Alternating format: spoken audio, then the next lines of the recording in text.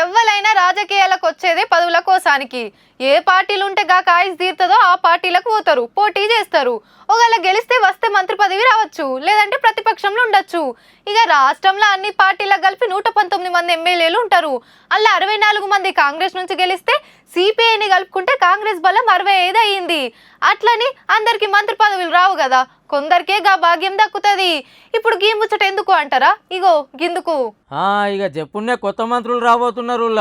ఇంకో ఇద్దరికి మంత్రి పదవులు ఇస్తానికి తయారైతుందట కాంగ్రెస్ సర్కారు. పక్క రాష్ట్రం కర్ణాటకలో 20 మందితో మొన్ననే క్యాబినెట్ ను మార్చిర్రు. ఇక ఇప్పుడు తెలంగాణలో సుతి ఇద్దరిని మంత్రివర్గంలోకి తీసుకుంటారని గాంధీ భవన్ లో గుసగుసలు.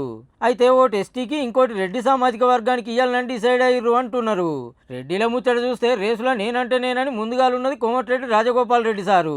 ఆల్రెడీ అధిష్టానానికి మనసులున్న మాట చెప్పిండు కూడా. ఇంకో దిక్కు మల్రెడ్డి రంగారెడ్డి, సుదర్శన్ రెడ్డి, రామ్మోహన్ రెడ్డి పేర్లు సుతి నడుతున్నాయి. అటు ఎస్టీల నుంచి రామచంద్ర నాయక్, బాల్ నాయక్ పేర్లు బగ్గిన వస్తున్నాయి. అయితే పాత రంగారెడ్డి జిల్లాకి ఇప్పటిదాకా మంత్రివర్గంలో జాగే ఇయ్యలే కాబట్టి ఆ జిల్లా నుంచి ఒకళ్ళను మంత్రిని చేయాలి అనే ఆలోచన చేస్తే మల్రెడ్డి రంగారెడ్డికో రామ్మోహన్ రెడ్డికో పక్కా ఛాన్స్ ఉన్నట్టే. అయితే పాతోళ్ళను ఒకళ్ళను మార్చేసి కొత్తగా ఇద్దరిని తీసుకుంటారని ప్రచారం అయింది, కానీ పాతోళ్ళను అట్లనే ఉంచే కోపే కొడుతుంది. ఇక ఈ 10 రోజుల్లో పక్కా కేబినెట్ ను సెట్ చేస్తారట. మంత్రి గారు అని పిలిపించుకునే భాగ్యం ఎవరెవరికి వస్తుందో మరి చూడాలి.